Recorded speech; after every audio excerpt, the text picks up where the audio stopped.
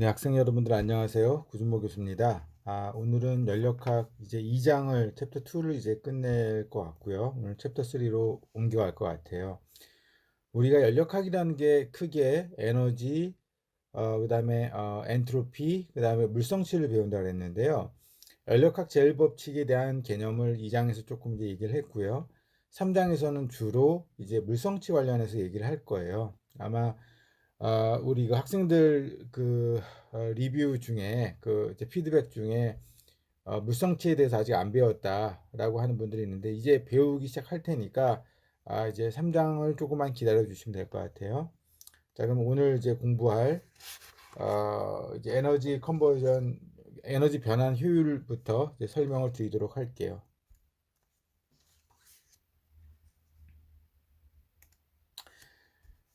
저, 사실은 이 뒤에 있는 부분이 그렇게 앞으로 나올 내용하고, 연력학 앞으로 배울 내용하고 연결되는 부위가 많지는 않지만, 이 부분은 굉장히 연결이 많이 됩니다. 그래서 효율이라는 게 에너지 관련해서 굉장히 중요한 부분이고, 연력학에서 중요한 부분을 차지하기 때문에 간략하게 소개하고 지나갈 겁니다. 아마 여러분들 이 효율에 관련해서는 우리 그 연력학 후반부에서도 많이 배울 거고 응용 연력학에서 굉장히 많이 배울 거예요. 뭐 여러분들이 잘 아시다시피 요즘은 에너지하고 소재 이런 쪽이 워낙에 중요한 이슈가 되다 보니까 중요한 개념이긴 합니다.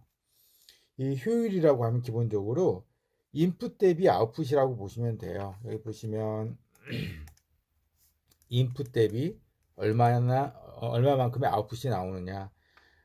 이런 걸 얘기를 하는데 예를 들어서 이 옆에 보니까 이게 보일러예요.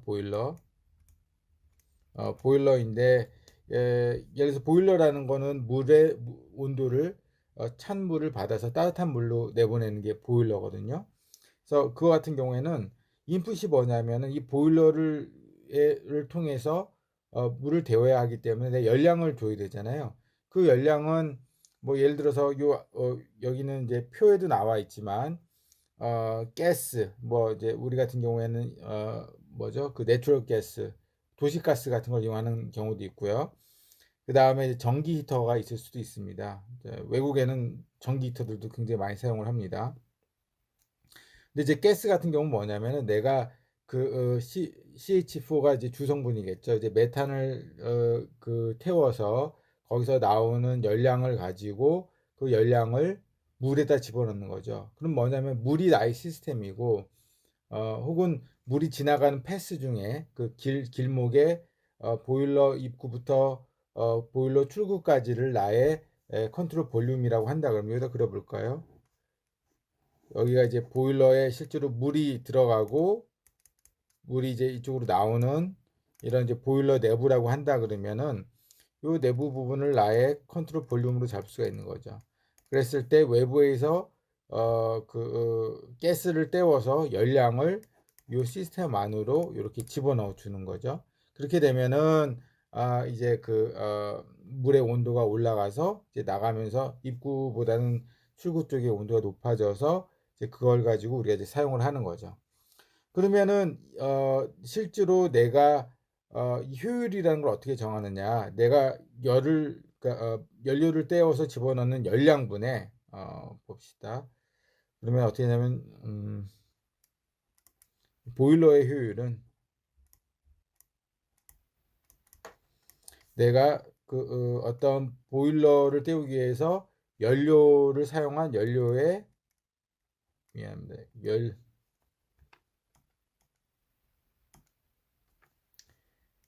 연료의 어, 열량분에 이게 내가 집어넣은 거죠. 이게 인풋이죠. 실제로는 뭐냐면은 물이 얻어간 열량,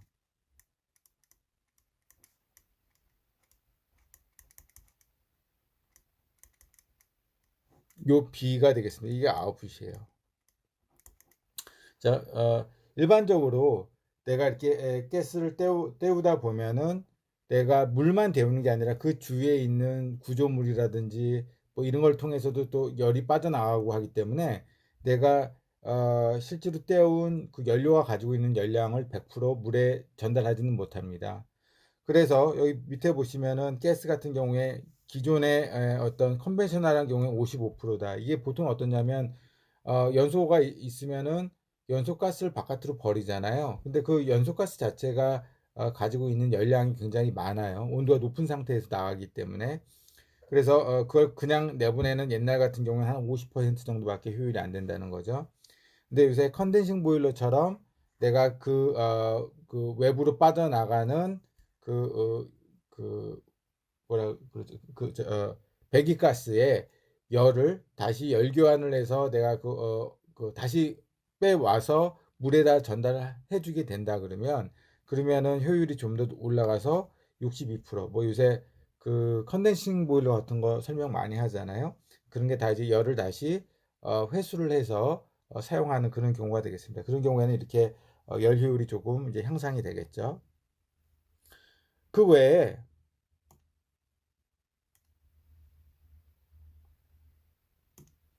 그 외에 이제 사실은 그 미국 같은 경우에는 이렇게 전기 히터도 많이 사용하는데요.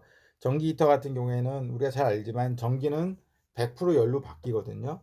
하지만 전기가 열로 바뀐다 하더라도 아직도 이제 외부로 이제 빠져나가는 내가 히터가 물만 데피는 게 아니라 예를 들어서 히터의 표면도 따뜻해져 있잖아요. 그 히터의 표면, 그 보일러의 표면이 따뜻하면은 보일러로부터 이 주위 환경으로의 열 손실이 생기거든요. 그것 때문에 100%는 아니고 실제로 한 일반적인 그 전기 히터 같은 경우는 90%, 그다음에 단열 같은 거 잘해서 그런 이제 빠져나간 열량 같은 거를 잘 억제한 경우에 한 94% 정도가 된다라고 합니다. 근데 아마 책을 읽어보시면 이렇게 효율이 그러면은 좋은 전기 히터를 사용해야 될 거 아니에요. 근데 사실은 그렇진 않아요. 뭐 여러 가지 의미로 그렇지 않은데 사람들이 그럼에도 불구하고 우리나라에서 가스를 사용하는 이유가 뭐냐면 전기값에 비해서 가스값이 훨씬 더 싼 거죠. 그래서 뭐 효율이 좋다 하더라도 기본적으로 에너지 사용에는 뭐 좀 뭐 당장 집에서 사용하는 에너지의 절대 사용량은 전기가 더 적을 수도 있지만은 전기를 어, 그, 그, 그 에너지의 가격, 단위 가격이 그 가스가 워낙에 싸기 때문에 주로 가스를 많이 사용을 하고 있습니다. 그리고 전기라는 게 바로 자연계에서 얻어지는 게 아니라 전기도 역시 마찬가지로 연소라든지 아니면은 그러니까 연료의 연소라든지 원자력 발전 같은 경우에는 핵분열 반응에 의해서 나오는 열을 이용해서 이걸 그 마찬가지로 보일러를 데우고 그걸 가지고 이제 나오는 스팀을 가지고 터빈을 돌려서 얻는 거기 때문에 어, 그, 그 전기 자체가 열로 변환이 되는 건 100%지만 실제로 이런 발전소 같은 경우에도 내가 집어넣는 그 연료 대비 전기로 나오는 게 한 50% 정도 뭐 그 인근이거든요. 그래서 그런 걸 생각한다 그러면은 전체적으로 봤을 때 전기를 사용하는 것보다 어쩌면은 직접적으로 도시가스 혹은 내추럴 가스를 이제 사용하는 게 더 나을 수도 있어요. 하지만 이제 전기로 일단 변화를 해 놓으면은 내가 그 변환한 에너지는 늘 다시 다른 에너지로 변환시킬 때의 변환 효율이 100%니까 그런 점 때문에 전기가 우수한 그 에너지이긴 합니다. 우리가 에너지의 질과 양을 얘기할 때 전기는 굉장히 질이 높은 에너지 중에 하나로 평가가 됩니다. 자, 이런 에너지 효율 같은 경우는 방금 말씀드린 대로 보일러 하나만의 어떤 내가 히팅하는 뭐랄까요, 온수기에 들어가는 보일러, 온수기로 사용하는 이제 보일러의 효율 같은 경우에 이제 이렇게 비교를 해 봤는데요. 실제로 많은 그 기계적인 시스템, 에너지를 전환하는 시스템 같은 경우에는 이렇게 한 개의 단계가 아니라 여러 개의 단계에 의해서 일어나기도 합니다. 에너지 변환이. 그래서 발전소 같은 경우가 그런데요. 발전소는 아까 말씀드린 대로 뭐 연료 여기 보시면 연소 효율이라는 게 일단 있고 이게 뭐냐면 연료의 화학 에너지를 스팀을 만들기 위해서 물에다 전달하는 그 비율. 아까 그 보일러 효율과 비슷합니다. 그 다음에 열 효율이라는 건 뭐냐면 그렇게 해서 스팀으로 전달된 에너지 중에 충일로 나오는 거. 이거 아직 제가 넘기질 않았네요. 다시 설명을 드릴게요. 발전소 효율 같은 경우는 아까처럼 이제 단위 어떤 프로세스가 아니라 여러 개의 프로세스 일어납니다. 그래서 연소 효율이라는 거는 어떤 내가 스팀을 이용해서 나중에 발전기를 제너레이터를 돌릴 건데 이제 그걸 위해서 거기도 보일러가 있거든요. 그 보일러에서는 아까 방금 보신 바와 같이 내가 어떤 연료를 어 뭡니까 연료를 내가 때워서 그럼 연료 자체가 가지고 있는 열량분에 실제로 얘가 물에 전달이 된 열량이 있겠죠. 그게 컨버스천 이제 효율이고요. 연소 효율이고요. 그 다음에 그렇게 물로 전달된 에너지 중에 다시 저쪽에 그 터빈에 가서 터빈은 내가 그 유체가 가지고 있는 미케니컬한 에너지를 충일로 바꾸는 일을 하는데 그 비율 내가 그 스팀이 가지고 있는 미케니컬한 에너지가 얼마만큼 충일로 바뀌는지 그 비율하고 그 충일이 들어오면은 그 충일로부터 제너레이터에서 전기로 변환되는 효율 이렇게 세 가지가 복합적으로 이제 작용을 하게 되죠. 다시 쓰면 얘는 연료의 뭐 열량이라든지 공급 열량이 되겠죠. 이렇게 되게 되고요. 그 다음에 위에는 어떻게 되냐면 얘가 물이 그러니까 작동 유체인 물이 흡수한 열량이 되겠죠. 이게 가끔 어떠냐면은 바깥으로 새 나가는 경우가 있다라고 아까 설명을 드렸죠. 이제 발전소 같은 경우에도 보일러 같은 경우에는 온도가 높을 테니까 그 높은 온도에서 외부로 빠져나간 열량 같은 게 있을 수가 있으니까 연료를 때운다 하더라도 전부 다 가는 것도 아니고 그것뿐만 아니라 연소를 이용하게 되면 어떻게 되냐면 얘가 뜨거운 가스가 바깥으로 나가면서 그냥 소실이 되는 그런 열량들이 있거든요. 그래서 이 비율에 의해서 결정이 되고 이렇게 물이 흡수한 열량 중에 혹은 이제는 흡수가 아니라 물이 이제 가지고 있는 열량이 되겠죠. 이 열량 중에 실제로 충일로 그 터빈 충일로 내가 아웃풋이 나오는 내가 여기서는 이게 인풋이었고 이게 아웃풋이었는데 이제 그놈이 다시 터빈에 가서는 얘가 인풋이고 얘가 아웃풋이 되게 되는 거죠. 그 다음에 다시 이 터빈 충일이 다시 이제 전기 에너지로 변화하는 요 양 이렇게 비율 각각의 효율을 나타내게 되고 전체 효율은 얘를 다 고려한 거예요. 그래서 얘를 갖다 전부 다 해보면은 이렇게 다 약분이 되게 될 테니까 여기 보시면 전기 에너지로 나오는 그 에너지 양 율이 되죠. 시간당 에너지 그 전기가 나오는 그 에너지 양하고 얘는 뭐냐면 실제로 퓨어를 갖다가 내가 때웠을 때 그 어떤 단위 그 저 질량의 연료가 떼었을 때 나오는 발열량을 의미합니다. 그래서 요 B가 되게 되는 거죠. 요 B라는 게 이렇게 단계적인 세 단계를 갖다 거쳐서 실제로 나오는 이 전체적인 그 시스템의 효율을 이제 의미하게 됩니다. 자, 아마 여러분들 여러분들께 나눠드린 그 슬라이드에는 보면은 한두 페이지가 더 있을 수 있는데요. 이건 뭐 여러분들이 읽어보시면 될 것 같고요. 마지막으로 이제 요거를 한번 보시죠. 그러면 이런 에너지 변환하고 환경하고 어떤 그 영향이 있느냐. 뭐 이번에도 코로나 사태 때문에 중국이나 한국이나 뭐 뿐만 아니라 유럽의 여러 나라도 그렇고 미국도 그렇고 그 사회 활동을 덜 하니까 생산 활동을 덜 하니까 어때요? 공기질도 좋아지고 그다음에 그 실제로 뭐 그 어떤 스모그를 만드는 낙스의 그 저 양이나 뭐 이런 게 줄어서 그 대기질이 개선이 되는 그런 효과가 있었잖아요. 그렇듯이 우리가 하는 어떤 사회적인 활동이 전부 다 그 지구 온난화라든지 이런 거에 이제 연관이 되어 있습니다. 그래서 이런 뭐 오존 문제라든지 뭐 스모그 문제라든지 이런 건 전부 다 대부분 이제 그 화석 연료가 연소가 되면서 나오는 다양한 물질에 의해서 이제 생기는 그런 그 문제들이고요. 또 우리 요즘 이제 뭐 북극이 녹고 있다라고 하면서 또 뭐 수면도 올라가고 그런 어떤 글로벌 워밍 현상 같은 경우에는 이걸 이제 그린하우스 이펙트라고 하죠. 사실은 요거는 여러분들이 연력학 시간에도 그렇고 열전자 시간에도 나중에 좀 배우게 될 텐데요. 이거는 아마 설명을 하실 수 있어야 될 거예요. 무슨 얘기냐면 이런 거에 대해서 이해를 하고 있는지 회사 면접 같은 데에서도 물어볼 수가 있거든요. 자, 이 글로벌 워밍이 왜 생기느냐?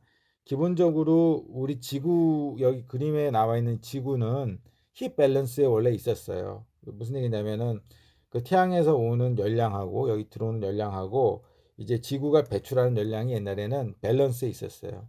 서로 밸런스가 있었는데 내가 이 주위에 그 대기에 이산화탄소 같은 게 이제 점점 생기면 어떻게 되냐면은 내가 태양에서 들어오는 열량 그 에너지에는 영향을 주지 않아요. 그러니까 단파장인 그런 에너지에는 그 저 뭐 얘가 지나가는 데는 크게 영향을 주지 않지만 태양은 온도가 높으니까 그 스테판 볼트만 법칙에 의해서 복사 에너지 자체가 이제 짧은 파장으로 지구로 전달이 되고요. 지구는 태양에 비해서 훨씬 온도가 낮다 보니까 이제 장파장으로 외부로 우주 외부로 에너지를 내보내고 있거든요. 그럼 시스템이 이렇게 있다 그러면 내가 원래는 여기서 들어오는 놈하고 나가는 놈이 같았기 때문에 이 안에 온도가 유지가 됐었던 거예요. 인터널 에너지가 그대로 유지가 됐기 때문에. 그런데 어느 날 갑자기 이 저 대기 중에 이산화탄소라는 놈이 생기다 보니까 이산화탄소라는 놈은 어떠냐면 단파장에는 영향을 주지 않는데 장파장이 나가는 거를 막아요. 그래서 이 안에 이제 그 지구 근처에 있는 대기에 그 에너지를 다 트랩 시켜 버리는 거예요. 그러면 들어오는 거에 비해서 나가는 놈이 작아지다 보니까 이전과는 달리 그러면 어떻게 돼요? 이 시스템 내에 쌓이는 열량이 점점 높아지다 보니까 온도가 점점 올라가겠죠. 그게 그 글로벌 워밍 현상입니다. 근데 이게 뭐 미친 듯이 뭐 그러면은 100도 1000도까지 올라갈 거냐? 그건 아니고요. 지구의 온도가 올라가다 보면 열전달이라는 게 대부분은 온도 차에 비례합니다. 그러면은 내가 들어오는 열량은 어차피 일정할 거고 나가는 열량이 좀 줄었는데 내가 여기에 온도가 지구의 온도가 점점 올라가면 다시 나가는 열량이 증가를 해서 원래 수준까지 올라가는 온도까지 올라가겠죠. 그럼 현재 온도보다 더 올라갈 거예요. 그 뭐 T 프라임이라고 하는 온도로 올라가겠죠. 더 높은. 이때까지 올라가게 되는 겁니다. 물론 그럼에도 불구하고 이 온실가스가 더 쌓이게 되면은 또 빠져나간 열량이 더 줄어드니까 더 높은 온도까지 올라가야 되겠죠. 자, 이런 게 지구 온난화를 일으키는 원인이고 우리가 왜 이 온난화 가스를 배출하는 거를 우리가 조절을 해야 되는지에 대한 기본적인 메커니즘을 설명하는 겁니다. 자, 이 외에도 여러분들 책에 보면 뭐 낙스 문제도 있고 뭐 또 다른 낙스 문제 뭐 그게 이제 산성비가 되기도 하고 스모그가 되기도 하고 뭐 여러 가지 문제에 대해서 나오는데요. 여러분들이 한번 읽어보시고 이 에너지 변환이라는 게 왜 효율이 좋아야 되고 왜냐면 효율이 좋으면은 똑같은 에너지 변환을 할 때 에너지를 적게 쓰니까 글로벌 워밍이 덜 되겠죠. 공해 물질이 덜 나가고 그런 이유 때문에 이런 에너지 사용하고 환경하고 굉장히 밀접한 관계가 있다라는 그 관계를 여러분들이 이해하시면 되겠습니다.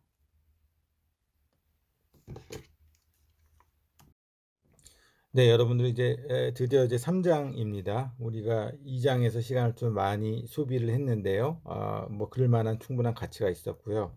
3장 같은 경우에는 뭐 한 2시간 내지 2시간 반 정도면 충분히 커버가 가능합니다. 그런데 이제 여러분들이 이 3장에서 알아야 되는 게 뭐냐면은 이제 여러 번 연습을 하겠지만 그 물성치를 찾는 거예요. 그리고 그 물성치를 왜 찾아야 되느냐? 우리가 기존에 연력학 제일 법칙에 대해서 공부를 했지만 거기 나와 있는 그 식을 볼 때 일과 열 외에 거의 내부 에너지 등이 있었잖아요. 그 내부 에너지 같은 경우에는 어떤 시스템에 고용한 물성치입니다. 그래서 그 물성치 같은 경우는 뭐라고 했냐면 우리가 스테이트 파스츄레이트에 의해서 강성적인 두 개의 성질만 강성적인 그리고 독립적인 두 개의 성질만 결정이 되면은 결정이 된 프로퍼티라고 얘기를 했었죠. 그래서 왼쪽에 있었던 그 인터널 에너지 같은 경우에는 기본적으로 우리가 테이블을 통해서 얻어내는 테이블을 찾아서 결정을 하는 그런 값이에요. 오른쪽에 있는 값은 패스 펑션이기 때문에 테이블을 찾을 수가 없고 실제로 그 경로를 알아서 우리가 적분을 해야 되는데 그 왼쪽에 있었던 그 인터널 에너지 같은 경우에는 포인트 펑션입니다. 그래서 그냥 테이블에서 찾을 수 있는 그런 값이 되는데 그 값들을 어떻게 찾는지 그 값들의 의미가 뭔지를 공부하는 게 3장입니다. 자, 우리가 이번 챕터에서 배울 것들은 뭐 여러 가지지만 뭐 확인해 보면 뭐 이렇습니다. 순물질이 뭔지에 대해서 이제 공부를 오늘 할 거고요. 그다음에 상변화 과정의 물리적 해석, 그다음에 순물질의 PV, TV, PT, PVT 선도. 이게 PV 다이어그램, TV 다이어그램, PT 다이어그램이라고 하는 게 뭐냐면 우리 아까 말씀드렸던 강성적인 다 지금 보시면 강성적인 성질이에요. 그리고 인디펜던트 해이돼요. 그런 경우에 이걸 가지고 우리가 그 어떤 시스템의 그 내부 에너지의 상태를 그대로 우리가 알 수가 있어요. 그다음에 열물성치 표에서 열물성치를 결정하는 과정에 대해서 요게 사실은 여러분들이 이제 그 주로 계산 같은 거 할 때 필요로 하는 과정으로 필요한 부분이기 때문에 여러분들이 열심히 좀 공부를 해 주셔야 되는 부분입니다. 그 다음에 이제 이상기체 방정식이라고 하는 게 뭐냐면 기본적으로 PV는 RT잖아요. 자, 이게 뭐냐면 두 개의 강성적인 성질이 결정이 되면은 나머지 하나가 결정이 되는 그런 케이스가 되겠죠. 그래서 마찬가지로 다 스테이트 파스츄레이트를 이용을 해서 이제 그 열물성들을 갖다가 이제 결정하는 그런 걸 보입니다. 그 예를 보이고요. 압축계수라는 것도 역시 마찬가지로 뭐 그 이상기체 방정식에다가 이제 압축계수라는 걸 갖다가 도입을 하게 되면 이상기체가 아닌 경우에도 우리가 같은 이퀘이션을 사용할 수가 있어요. 그거에 대해서 이제 설명을 할 거고 좀 더 복잡한 상태 방정식에 대해서 조금 설명을 할 것 같습니다. 사실은 이 이상기체 정도까지만 정확하게 이해하시면 되고 그 아래쪽 같은 경우는 좀 부가적인 내용이긴 한데요. 하여튼 뭐 교과서에 나온 순서대로 이렇게 설명을 드리고 혹시나 시간적인 문제가 있으면 아래 있는 두 개 정도는 뭐 커버를 안 할 수도 있긴 합니다. 네, 그럼 시작해 봅시다. 자, 첫 번째 개념으로 우리 순물질에 대해서 한번 공부를 해 봅시다. 순물질이라는 게 뭐냐? 중요한 게 고정된입니다. 고정된 화학 조성을 가진 물질입니다. 아, 이게 이제 그 예를 들어보면 공기 같은 경우는 어때요? 얘가 한 가지는 아니죠. 그 예를 들어서 공기라는 게 공기라는 분자가 있는 게 아니고 뭐 예를 들어서 그 질소가 약 한 80%, 그 다음에 뭐가 있나요? 뭐 산소가 뭐 또 몇 프로, 그 나머지 또 뭐 이산화탄소도 있고 뭐 해가지고 다양한 물질로 그 조성이 되어 있죠. 하지만 우리는 요거를 순물질로 취급합니다. 왜냐하면 화학 조성이 고정적이에요. 물론 그 온도가 훨씬 더 내려가서 예를 들어서 그 뭐 질소 같은 경우에도 액체 질소가 될 수도 있고 뭐 액체 산소가 될 수도 있고 그런데 이제 그런 놈들이라고 하면은 여기 보신 그 피겨 2에서 보신 바와 같이 얘가 리퀴드하고 에어로 나뉘어졌을 때 어때요? 리퀴드 쪽의 어떤 조성 성분하고 에어 쪽의 조성 성분이 다를 겁니다. 왜냐하면 예를 들어서 내가 온도가 뭐 예를 들어서 어떨까요? 뭐 이산화탄소가 제일 먼저 액화가 된다라고 한다 그러면 내가 뭐 영하 한 50도가 되면 이산화탄소가 액화가 된다 그러면 영하 50도 그 이상에서는 어떠냐면 전부 다 에어가 똑같아요. 그 조성 성분이 똑같아요. 하지만 이 리퀴드 상태 그 내가 50도 미만으로 하면은 나머지 질소나 산소 같은 경우 아직 액화가 안 되어 있지만 그 이산화탄소만 액화가 되어 있잖아요. 그러면은 나의 시스템을 이 전체로 잡는다 그러면 어때요? 이 시스템 내에 조성 성분이 균일하지 않죠. 유니폼하지 않죠.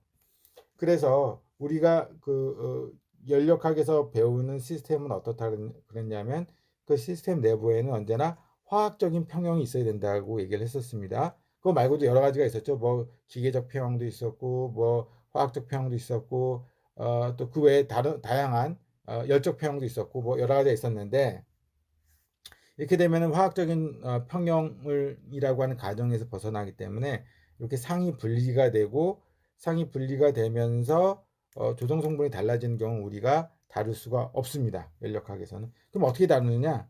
아, 이런 것도 다룰 수가 있는데 그거는 이번 학기에 배우는 개념은 아니고요.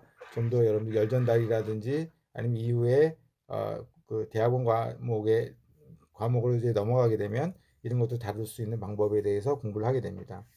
물 같은 경우는 좀 다른 경우입니다. 물은 내가 물을 끓여서 액체인 경우나 혹은 그 기체상으로 된 수증기이거나 관계없이 전부 다 그 화학적인 조성이 H2O잖아요.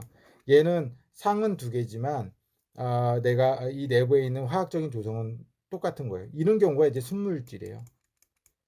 얘가 순물질이고요. 공기 같은 경우도 아까 뭐라 그랬냐면은 이렇게 상분리가 되기 전까지는 순물질이에요. 이건 어떤 조건이 있는 거죠. 조건부에서 어떤 순물질이 되는 겁니다. 자, 이제 이해하시겠죠? 예. 그래서 순물질이라는 거는 기본적으로 고정된 화학 조성을 갖고 있어야 된다.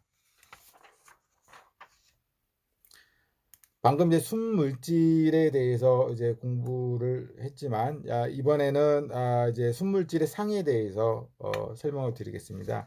우리가 일반적으로 어떤 물질이 주어져 있으면 그 물질은 세 개의 상으로 존재할 수 있다라고 얘기를 했습니다. 뭐 여기 그림에서 보시는 바와 같이 고체, 액체, 기체인데, 이거는 상호가 어떤 분자들 간의 상호작용에 의해서 결정이 되는 거예요. 아까 화학적인 조성은 화학적인 상호작용, 분자가 아니라 원자 간의 그 상호작용에 의해서 결정이 되는 거고요. 어, 여기 있는 상 같은 경우에, 물질의 상은 분자 간의 인력 혹은 상호작용에 의해서 그 상이 결정이 되게 됩니다. 뭐 그래서 그 고체 같은 경우에는 서로 딱 이제 픽스된 상태에서 상대 운동을 조금씩 이제 바이브레이션 좀 갖고 있는 거고, 액체는 그거보다 조금 더 자유도가 크고, 그 다음에 그 기체가 되면은 자기 마음대로 돌아다니는 거죠. 이제 바인딩 에너지가 없기 때문에 이제 자기 마음대로 돌아다니고, 서로 간의 어떤 인터랙션이라는 게 분자 간의 충격에 의해서만 있는 거고, 고체 같은 경우에는 서로 간의 바이브레이션에 의해서 이제 그이 스트럭처에 를 통한 이제 바이브레이션에 의해서 에너지가 전달이 되는 이제 그런 거를 보이고, 액체는 그 중간 정도를 의미합니다. 그래서 그 얘기를 요 다음 페이지에 이렇게 설명이 되어 있는데요. 음, 아, 분자들이 이제 고체 같은 경우에는 분자들이 강한 상호작용에 의해서 연결이 되어 있는 거죠. 얘가 떨어지지 않으려고 하고, 평형점 딱 그 어떤 서로가 붙어 있는 그 거리를 유지를 하면서 이제 진동을 하는데, 온도가 높아지면 이 진동이 점점 커지다가 더 높아지면 이 그 바인딩 되어 있는 그 본딩 된 에너지보다 더 커지면 열 에너지가, 그러면은 이 바이브레이션 하던 놈이 튀어나와 가지고 자유롭게 움직일 수 있는 이제 액체로 변화하는 거죠. 혹은 고체에서 바로 기체로 가는 경우도 있겠죠. 액체 같은 경우에는 이제 떨어져 나와서 고체 같은 경우에는 딱 타이트하게 바인딩이 되어 있지만 떨어져 나와서 얘가 움직일 수 있는 상태로 되게 되고요. 근데 이제 분자 간의 거리는 고체인 경우하고 크게 변하지 않는다는 것은 뭐냐면, 사실 이 부피의 변화는 크게 없어야 되는데 그렇지 않은 경우도 있어요. 그러니까 일반적으로는 액체가 되면은 거리가 조금 멀어지지만, 물 같은 경우 예외라는 게 화학 시간에 배우셨는지 모르겠는데, 수소결합이 있는 경우에는 이렇게 오히려 고체에서 액체가 되면서 원래는 이제 상호작용, 이제 인력이 작아지니까 부피가 늘어나야 될 것 같은데, 얘는 반대로 이제 줄어드는 경우도 있습니다. 뭐 그건 뭐 복잡한 얘기지만 뭐 그런 경우가 있고요. 그다음에 기체 같은 경우에는 완전히 떨어져서 서로 간에 어떤 바인딩 에너지가 없어요. 그래서 어, 마음대로 날아다니다가 이제 충돌만이 그 분자 간의 상호작용이 되는 그런 어, 물질의 상의 상태를 우리가 기체라고 얘기한다라는 거죠. 이 앞에 있었던 그림이랑 같이 여러분들이 비교해 가면서 아마 이해해 보시면은 쉽게 이해를 하실 수 있지 않을까라는 생각이 듭니다.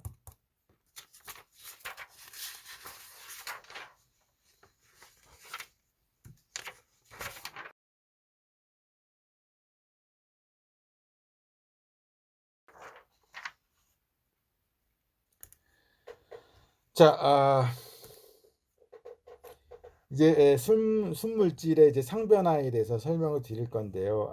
요게 먼저 전체적으로 어떤 그 스트럭처를 가지고 이제 가르칠 건가를 먼저 한번 보시는 게 이해하시기가 좀 좋을 것 같아요. 보시면은 지금부터 한 몇 페이지를 하나, 둘, 한 세 페이지 정도를 제가 쓱 갖다 돌아와 볼게요. 뭐냐면은 첫 번째가 우리가 물일 때 밑에서 열을 받게 되면은 지금 20도 1기압이잖아요. 여기 보시면 20도 1기압이었는데 이제 열을 받으면 에너지가 들어오다 보니까 내부 에너지가 증가를 하게 되고요.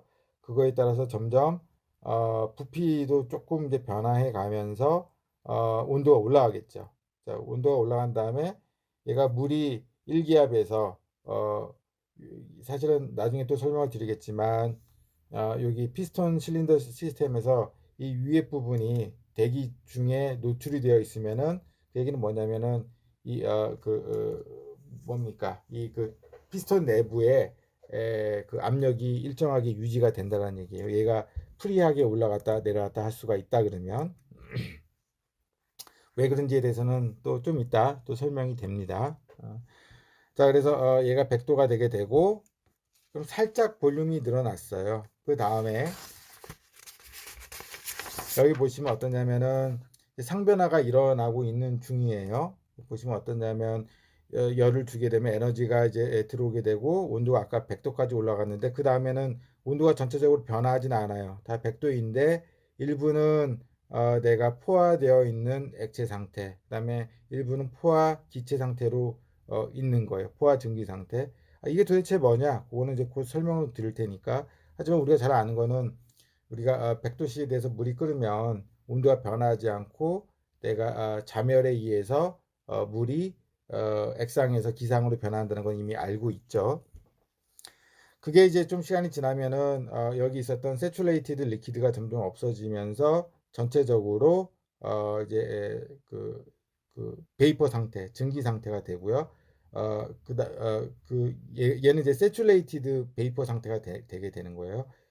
여기 보면은 세츄레이티드 리퀴드인데 1기압에 100도씨이고 세츄레이티드 베이퍼도 1기압에 100도씨인 상태입니다. 그다음에 4에서는 여기 있었던 세츄레이티드 리퀴드가 다 없어지고 전부 다 세츄레이티드 베이퍼가 된 상태이고 그다음에 더 열을 갖다가 주면은 압력은 유지가 된 상태에서 그대로 부피가 늘면서 온도가 올라가는 그런 상태로 이제 변화하게 되는 거죠. 이 경우에는 완전히 다 이제 그 기체 상태가 되게 되는 거고 조금 이따 배우겠지만 슈퍼히티드 베이퍼라고 얘기를 합니다. 그러니까 과열 증기 상태라고 얘기를 합니다. 자, 그거를 지금 방금 한 거를 이제 여기 보시면 이제 TV 다이어그램이라는 걸 통해서 현재까지 했었던 거를 쭉 보여주고 있는데요.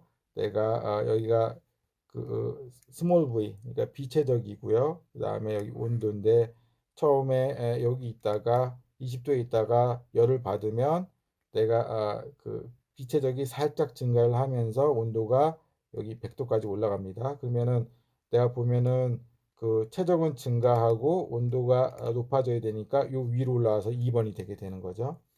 그 다음에 뭐라 그랬냐면 그 다음부터는 100도가 계속 유지가 되면서 내가 있었던 물이 증기로 변해가니까 온도는 유지가 된 상태에서 어떻게 됩니까? 여기 그 베이퍼의 그 전체 시스템의 볼륨이 증가를 하게 되고요. 이 증가한 후에 다시 모든 부분이 다 이제 세츄레이티드 베이퍼 상태, 포화 증기 상태가 된 다음부터 열을 받으면은 이제 슈퍼히티드 과열 증기 상태로 넘어가면서 온도도 증가하고 또 이제 비체적도 증가하는 그런 모습을 보여주게 됩니다. 이 현상을 어, 뭐 여러분들 아마 대부분 잘 알고 계실 것 같은데 요거를 연력학적인 관점에서 얘를 어떻게 보는지를 또 설명을 한번 드리겠습니다. 자, 다시 돌아왔습니다.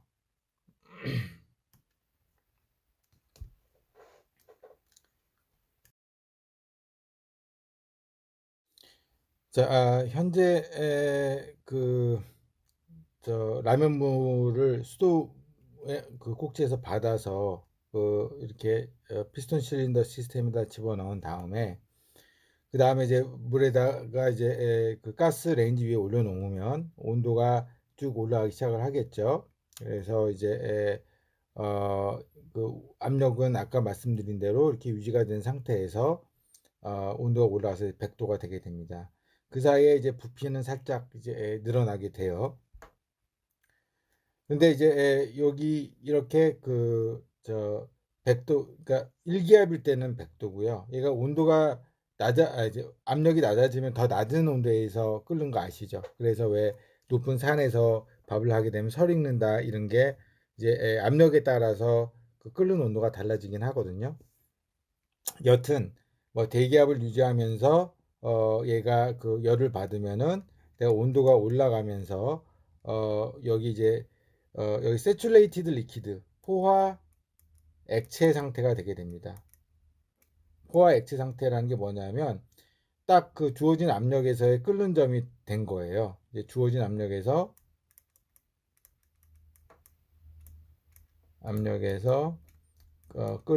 끓는 점에 도달한 상태를 얘기를 합니다. 혹은 만일에 압력이 변화한다 그러면 주어진 온도에서 끓는 압력으로 이제 도달한 상태를 의미합니다. 그런 이제 물질의 상태가 포화 액체예요. 이때는 열이 조금만 더 주면 어떻죠? 내가 액체가 아니라 그때부터 증기가 생기게 됩니다. 이전에 여기 이 상태 오기 전에 여기 있는 상태를 보고 우리가 뭐 다양하게 얘기하는데 컴프레스드 리퀴드 이걸 뭐 압축 액체라고도 하고요. 혹은 아포화 액체라고도 합니다. 이게 참 한글로는 똑같은 현상을 또 다양한 이런 터미널로지로 얘기를 하기 때문에 좀 얘기하기가 어렵지만은 일반적으로 뭐 컴프레스드 리퀴드라 그러면은 대부분 다 알아요. 그다음에 세츄레이티드 리퀴드라고 얘기를 합니다. 이게 뭐 한글이 후져서가 아니고 이쪽으로 이제 워낙에 많은 사람들이 외국에서 이 부분을 우리가 그 전에 연력학의 그 히스토리를 보면은 대부분 그 유럽에서 일을 했기 때문에 어쩔 수 없이 영어나 이런 이제 외국 문자로 나타내는 경우가 많고 또 요즘 회사 가 보면은 한국 일만 하는 게 아니잖아요. 이제 세계 일 대상으로 이제 일을 해야 되기 때문에 영어 용어는 여러분들 잘 아셨으면 좋겠어요. 그래서 뭐 이런 두 가지 아포화 액체 상태에서 포화 액체 상태로 변화한다라는 부분 하고요. 요거를 앞서서 있었던 그거를 PV 상태로 보면 내가 이제 PV로 그리는 이유가 뭐냐면 내가 이런 어떤 그 변화를 내가 한눈에 딱 알고 싶기도 하고요. 그것뿐만 아니라 시스템이 지금 어느 상태에 있는지를 갖다가 내가 알기 위해서는 일반적으로 그 스테이트 파스출레이트에 있어서 서로 인디펜던트한 두 개의 강성적인 그 성질, 압력과 이 부피는 늘 서로 인디펜던트하고 강성적인 성질이에요. 얘는 스몰 V예요. 이게 뭐냐면 라지 V 나누기 매스를 한 놈이에요. 그러니까 비체적이라고 우리가 얘기를 하죠. 그래서 요걸 알면은 첫 번째가 그 1번 상태하고 2번 상태가 어떠냐면은 압력이 같은 상태여야 할 거예요. 이렇게. 그런데 2번에서의 부피가 1번에서의 부피보다 더 크니까 일반적으로 열을 받으면 팽창을 하잖아요. 그래서 이렇게 나타내주면 이게 1번, 2번 상태다. 그러니까 여기는 V1, V2가 되겠죠. 하지만 프레셔는 여기가 P1, P2가 되게 될 텐데 프레셔가 일정하니까 얘는 컨스탄트한 거죠. 그다음에 TV 다이어그램을 한번 볼까요? TV 다이어그램으로 본다면 역시 TV도 서로 간에 늘 인디펜던트예요. 그리고 강성적인 성질이에요. 그러니까 늘 얘네는 시스템을 하나의 어떤 그 점으로 나타낼 수가 있습니다. 그래서 1번 상태가 온도는 어때요? 처음에 20도에서 100도까지 올라가잖아요. 그 다음에 여기가 1번 상태가 될 거고 왜냐하면 부피는 증가를 하니까 2번은 여기가 되겠죠. 자 그렇다 그러면은 요 사이를 요렇게 연결해 주는 거예요. 사실은 뭐 얘가 이렇게 가는지 아니면 삐뚤빼뚤 가는지는 잘 모르겠지만 일반적으로 요 사이를 이렇게 연결을 해 줍니다. 자, 그래서 그래서 이제 그 PV 다이어그램이나 TV 다이어그램을 에서는 우리가 기본적으로 어떤 시스템의 상태를 하나의 점으로 1번, 2번 이렇게 나타내 줄 수가 있다라는 거죠. 이제 포인트 펑션이니까. 자, PV 다이어그램은 이제 PT 다이어그램을 갖다가 이제 봐야 되는데요. 이 PT 다이어그램은 현재까지는 인디펜던트해요. 그러니까 P하고 T가 강성적이기도 하고 인디펜던트합니다. 독립적이기도 합니다. 그래서 얘가 예를 들어서 T1 프레셔는 이제 일정할 테니까 얘가 T1, T2고요. 그러니까 얘가 20도가 될 테고 얘가 100도가 되겠죠. 이런 상태로 1번 포인트에서 2번 포인트 이렇게 옮겨가는 걸 볼 수가 있습니다.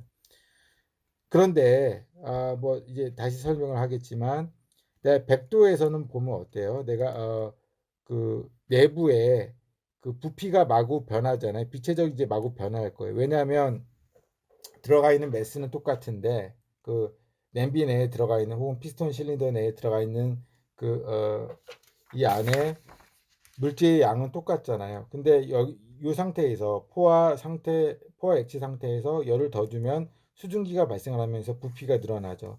하지만 내가 나의 시스템을 피스톤 실린더 시스템 안에 들어가 있는 물로 나의 시스템으로 잡았다 그러면은 매스는 똑같지만 볼륨이 늘어나니까 그 어때요?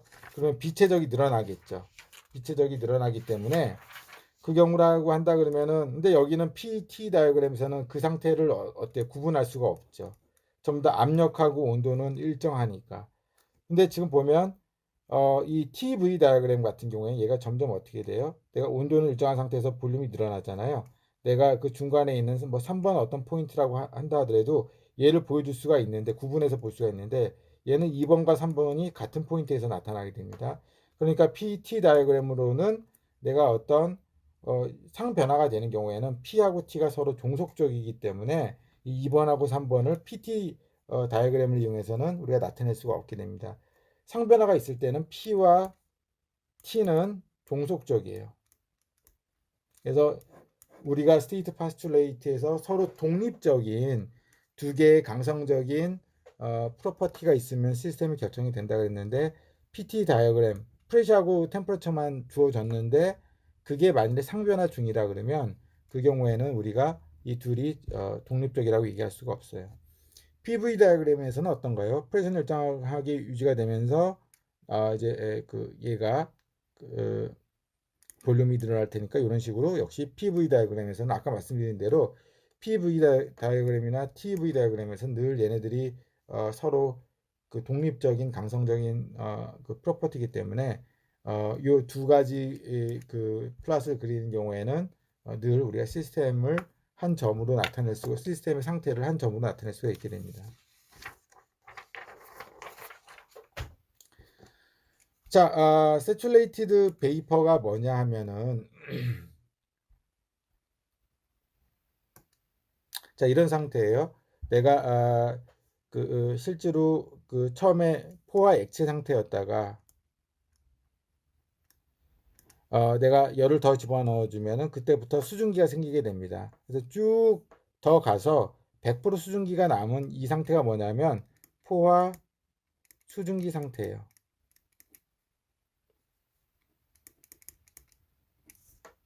그런데 내가 그 사이 있잖아요. 이 경우라고 한다면 어떠냐면은 사실은 상분리가 되어 있죠. 아래쪽에는 액체가 있을 테고 위에는 수증기가 있을 거예요. 그런데 연력학에서는 어때요? 우리가 이퀄리브리엄 평형 얘기를 하면서 케미컬 이퀄리브리엄 화학적인 평형도 있지만 상평형도 있거든요. 이 내부를 나의 컨트롤 뭐 매스 혹은 나의 시스템으로 봤다라고 한다 그러면 이 내부의 상이 분리가 되어 있는 것을 구분해서는 안 돼요. 그러면 어떻게 하느냐? 내가 그 포화 액체는 얼마나 있고 포화 수증기는 얼마가 있는지를 갖다 나타내는 건도라고 하는 여기는 아직 안 나와 있을 거예요. 퀄리티 X라고 하는 게 있습니다. 얘가 뭐냐면 전체 매스분의 나의 그 베이퍼의 매스가 얼마인지의 비율이 건도예요. 건도. 그래서 얘가 처음에 그 포와 액체 그 전체로 포와 액체 상태인 경우에는 어때요?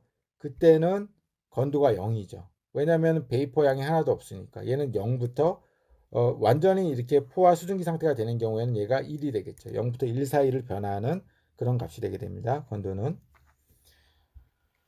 자, 그렇고요. 그래서 saturated vapor mixture 상태가 이렇게 되게 되고 여기는 이제 포화 수증기 상태가 되게 되는데 이렇게 믹스처 상태일 때 아래쪽에 얘가 어떤 믹스처냐? 아래쪽에는 포화 액체가 있고요. 포화 액체가 있고 위에는 포화 수증기가 섞여 있는 이런 상태가 되게 됩니다.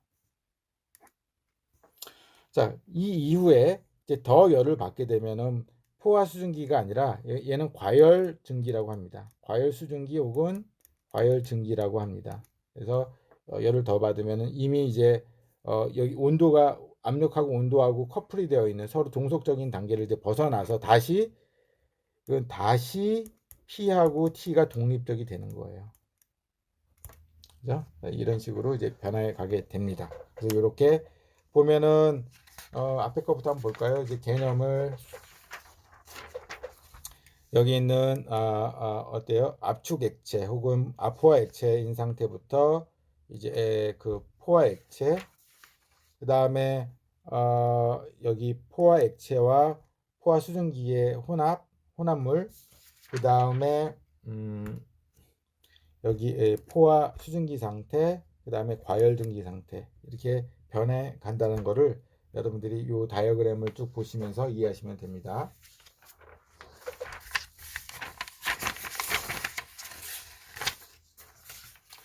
자, 방금 있었던 그 과정을 우리가 TV 다이어그램에서 다시 그려놓은 게 그 다음 슬라이드입니다. 보시면 모든 프로세스가 이제 여기서 보시면 1부터 5까지 일어나는데요. 처음에 여기가 뭐라 그랬죠?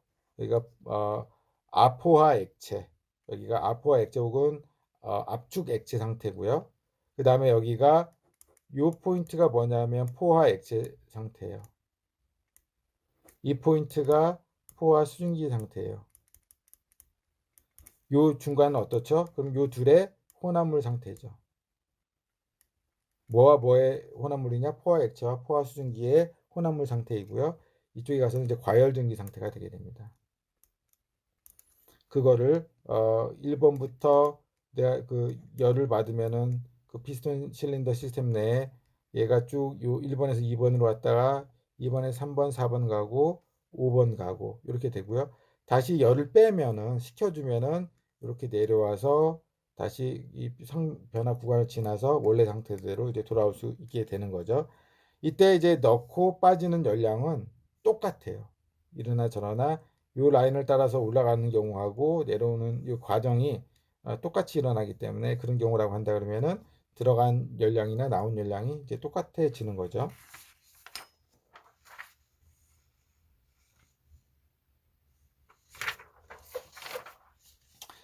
자, 다음 이제 포화 온도와 이제 포화 압력에 대해서 좀 설명을 드리도록 할게요. 자, 우리가 포화 온도 혹은 포화 압력이라고 하는 게 뭐냐면은 포화 온도는 주어진 압력에서 어떤 물질이 상변화가 일어나는 온도를 이제 포화 온도라고 얘기를 합니다. 그래서 그걸 세츄레이션 템퍼러처라고 얘기를 하고요. 예를 들어서 일기압 같은 경우에는 포화 온도가 물의 포화 온도는 100도죠. 그다음에 만일에 그 0.8 기압이라고 한다면 온도가 예를 들어서 뭐 90도가 될 수도 있을 거고요. 섭씨 90도가 될 수도 있을 거고요. 그래서 그 여기 보신 바와 같이 물이 끓기 시작하는 온도는 압력의 함수인데 여기 보시면 어떠냐면 압력에 따라서 외기 압력에 따라서 이 그 저 온도가 세츄레이션 온도가 서로 어때요? 주어진 압력에서 주어진 온도 혹은 주어진 온도에서 주어진 압력 뭐 이런 식으로 이제 주어지잖아요. 그래서 내가 실제로 상변화가 있을 때는 아까 말씀드린 대로 P하고 T가 서로 종속적이에요. 이 부분 반복해서 말씀을 드리는데 여러분들이 이해를 정확하게 하셔야 됩니다. 그리고 얘는 이 그 물질에 따라서 다 이제 달라지게 되는 거죠. 자, 그래서 그 얘기가 이렇게 나와 있고요. 주어진 압력 조건에서 상변화가 일어나는 온도고, 주어진 온도 조건에서 상변화가 일어나는 압력. 그래서 서로 간의 이 어떤 그 관계식을 다음과 같이 이제 나타낼 수가 있습니다. 어떤 세츄레이션 템퍼러처는 세츄레이션 프레셔의 함수이다. 그게 P와 T가 상변화 중에는 서로 종속적이라는 얘기예요. 이게 독립적이 될 수가 없는 거잖아요. 이렇게 되면은. 자, 그 얘기입니다. 여기 보시면은 이제 온도에 따라서 포화 압력이 쭉 이제 나와 있잖아요. 그러니까 100도가 되면은 이제 포화 압력이 1기압이에요. 근데 내가 예를 들어서 압력이 내가 그 산 위로 올라가면 점점 떨어지면은 요 위로 올라갈 거잖아요. 그 얘기 무슨 얘기냐면은 이제 그 외부의 압력이 떨어지게 되니까 온도 끓는 온도가 더 떨어지는 그런 현상을 우리가 이 테이블을 가지고 설명할 수가 있게 되는 거죠.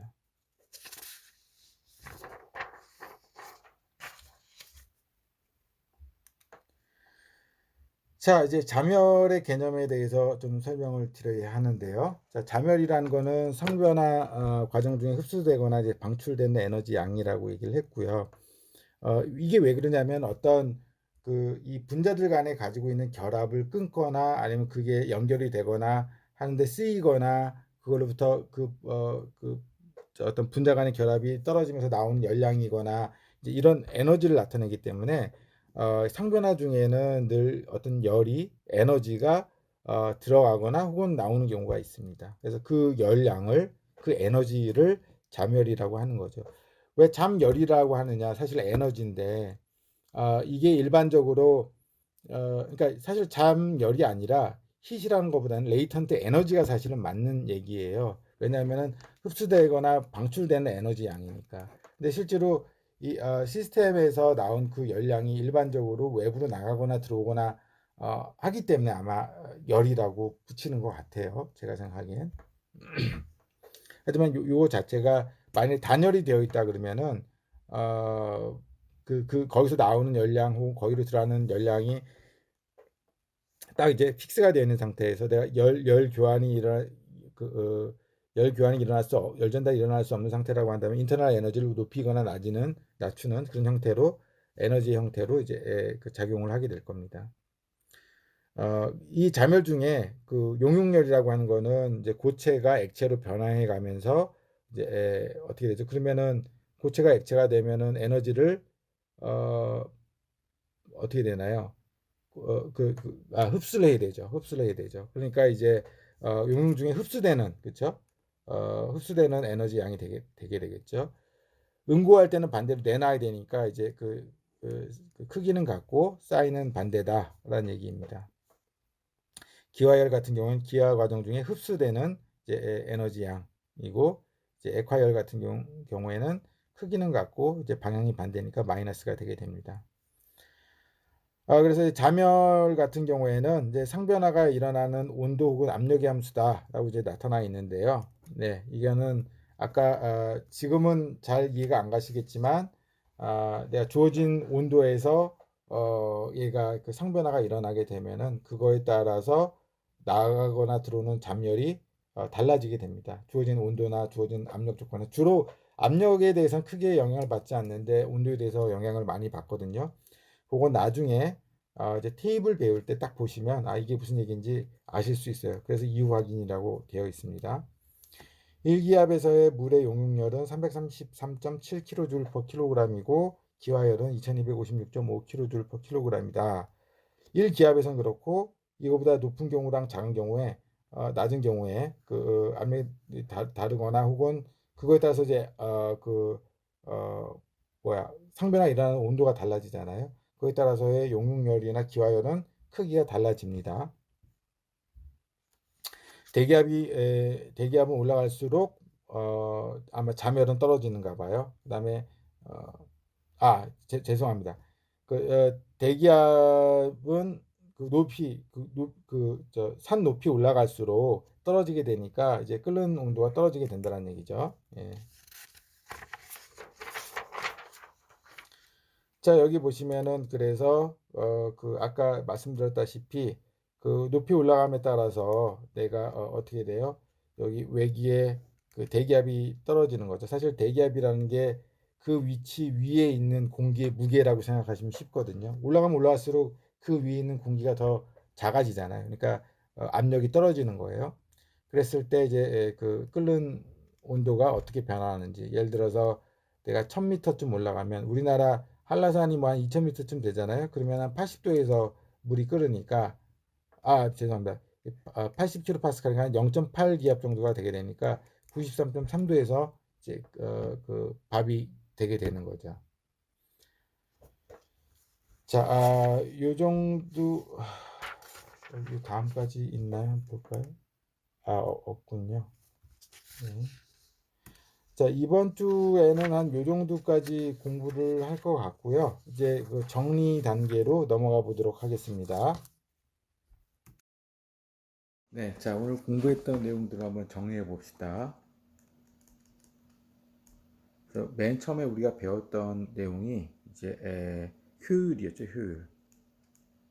이걸 그냥 효율이라도 라고도 할 수도 있고, 뭐 에너지 전환 효율이라고도 얘기를 할 수가 있었는데, 얘가 기본적으로 입력분에 내가 원하는 어떤 출력의 비를 이제 의미를 했었었죠. 그래서 이제 특히 뭐 발전소 효율 같은 경우에는 이제 다양한 효율에 의해서 결정이 되게 되는데, 이제 발전소의 그 오버롤 전체적인 효율은 예를 들어서 그 컨버스천 효율, 그 연소 효율이죠. 얘는 실제로 내가 투입한 열량에 비해서 내가 그 물에 얼마만큼의 에너지를 전달했느냐 그 비를 나타내고요. 그 다음에 이 똘말이라고 되어 있는데 얘는 그 물이 가지고 있는 그 어떤 그 에너지를 어떻게 터빈의 출력으로 얼마만큼 가져가느냐 하는 그 에너지의 비율을 나타냈었고, 그 다음에 제너레이터 같은 경우에 이제 발전기가 되겠죠. 발전기 같은 경우에는 이제 그 터빈 축일에 비해서 얼마만큼의 전기 에너지가 나왔냐 하는 각각의 이제 어떤 비율을 나타낸다 그랬어요. 그러니까 각각의 비율을 갖다 다 이렇게 하다 보니까 그 비율을 다 고려해서 보면은 전기 출력, 전기 에너지 출력이 이제 분자가 되게 되고요. 여기는 연료가 낼 수 있는 열량, 요 비율을 이제 전체적으로 의미하게 되는 거. 사실은 각각이 여기에 뭐 A분의 B, C분의 D, 그다음에 뭐 E, F 해가지고 요렇게 이제 캔슬 아웃이 다 되고 결국 A분의 F가 된 게 요 형태가 된다는 사실을 여러분들이 아마 알고 계실 거라 생각합니다. 자, 그 외에 우리가 이제 이 에너지 그 변환의 환경의 영향을 우리가 공부를 했었는데요. 크게 우리가 글로벌 워밍 현상하고, 그러니까 글로벌 워밍이면 이제 지구 온난화. 그래서 그게 그 왜 그런 일이 생기는지, 어떤 지구를 하나의 시스템으로 봤을 때, 태양으로부터 들어오는 에너지가 있었죠. 뭐 Q라고 합시다. 이거 뭐 선에서 오는 게 있었는데, 내가 태양에서 들어오는 에너지하고 원래 지구에서 나가는 에너지의 크기가 서로가 밸런스가 돼야지 이 지구의 온도, 그 에너지가 변함이 없으니까 온도가 유지가 되게 되는데, 만일에 이제 이 주위에, 지구 주위에 있는 어떤 그 CO2 혹은 그 온실가스들에 의해서 얘가 지구에서 나가는 장파장의 복사 에너지가 얘가 트랩이 돼가지고 에너지가 제대로 바깥에 나가지 못하기 시작하면은 얘가 나가는 양이 이렇게 감소를 하게 되는 거지. 얘가 이렇게 됐었던 놈이 바뀌어서 이렇게 작아지게 되면은 내가 실제로 이 지구에 들어오는 네트한 에너지가 이제 증가를 하게 되고요. 얘가 증가를 하다 보면은 이제 그 내부 에너지가 커지는 거기 때문에 온도가 올라가게 되는데, 온도가 올라가면 다시 이제 지구가 내놓는 열량이 점점 커지게 됩니다. 그래서 지구의 온도가 올라가서 다시 이 Q선, 그러니까 외부에서 들어온 에너지하고 다시 태양에서 이제 도달하는 에너지하고 지구가 우주로 내보내는 그 복사 에너지가 서로 같아질 때까지 온도가 이제 바뀌게 되는 거죠. 이게 무한히 올라가는 건 아닙니다. 자, 이런 얘기를 배웠었고요. 그다음에 챕터 3에서 이제 순물질의 열물성치에 대해서 공부를 하기 시작했는데, 순물질이라는 게 뭐냐 도대체. 우리가 그 개념에 대해서 공부를 했었고요. 거기서 보면 공기 같은 경우도 순물질인데 만일에 이게 액화가 되기 시작하면은 우리가 일반적으로 시스템 내부가 그 연력학적인 평형 상태, 그 중에 이제 화학적인 평형 상태에 있어야 되기 때문에 그 종이 균일해야 되는데 그렇지 않기 때문에 그 경우에는 우리가 연력학에서는 다룰 수가 없게 되는 거죠. 자, 그런 얘기를 했었었고요. 그 다음에 상변화라는 게 일어나면서 이제 기체, 액체, 고체로 이제 변화하게 되는데 그때 각 상에서의 어떤 그 인터랙션, 이 각 상에서 상변화와 그 각 상에서의 특징이라고 해야 되나요? 그러니까 어떤 특성, 인터랙션이 고체 같은 경우에 굉장히 강한데 어떤 이퀄리브리엄 포인트에 대해서 얘가 바이브레이션 한다라는 거, 기체 같은 경우에는 서로 간에 그 인터랙션이 그 분자끼리 충돌밖에 없다라는 거. 특히 이제 상변화 같은 경우 분자들끼리 어떤 이런 인터랙션이 굉장히 중요하잖아요. 이제 그런 얘기들을 했었습니다. 이렇게 상변화가 일어나는 거를 우리가 어떤 PT 다이어그램이라든지 PV 다이어그램이라든지 TV 다이어그램으로 그려봤었는데 이 PV나 TV는 언제나 우리가 이용할 수가 있지만 PT 같은 경우에는 가끔 못 나타내는 구분 못하는 부분이 있는 게 P하고 T가 상변화가 일어날 때는 얘가 독립적이지 않다 그랬잖아요. 우리가 스테이트 파스출레이트에 의해서 두 개의 독립적인 강성적인 성질이 결정이 되게 되는데 어떤 페어든 이제 그 강성적인 성질의 페어가 되지만 PT도 얘가 상변화 구역이 아닌 데는 관계 없어요. 왜냐하면 서로 독립적이기 때문에. 근데 상변화가 있을 때는 얘가 사용할 수가 없다는 부분도 설명을 드렸을 겁니다. 그 다음에 이제 간단한 경우에 이제 PV, TV, PT 선도에 대해서 우리가 공부를 좀 어떻게 나타내는지 잠깐 보여드렸고요. 그 외에 우리 어디 봅시다. 그 순물질의 상변화라고 해서 우리가 그 포인트 1부터 포인트 5까지 우리가 그러니까 압축 액체 혹은 아포화 액체, 포화 액체, 포화 증기, 과열 증기 이렇게 변화해가는 그 단계를 우리가 다이어그램에서 보여드렸고, 그리고 각각의 어떤 상변화가 일어나는 그 온도가 시스템의 그 압력에 따라서 이제 결정이 되게 된다. 그렇기 때문에 이 PT 다이어그램 같은 경우에 상변화가 일어나면 서로 간에 P하고 T하고의 어떤 그 펑셔널 릴레이션 때문에 얘가 독립적이지 않다는 얘기도 했었죠. 자, 뭐 이런 얘기들을 우리가 주로 공부를 했었었고요. 뭐 이런 것까지 하고 이제 다음 시간에 이제 3장을 좀 더 나가 보면 우리가 연력학이 크게 다시 강조하지만 에너지, 그 다음에 엔트로피, 열물성에 대해서 공부한다 그랬는데 지금까지 공부했던 이제 에너지 관련된 얘기하고 이제 배울 물성치 관련된 그 얘기를 할 거고요. 요 두 가지를 배운 다음에 4장, 5장 같은 경우에는 이걸 활용해서 에너지하고 물성치의 어떤 서로 간의 관계를 이용해서 우리가 그 열역학적인 기계를 어떻게 분석을 하는지에 대해서 이제 공부를 할 예정입니다. 여러분들 수고 많으셨고요. 또 다음 수업에서 만나도록 하겠습니다.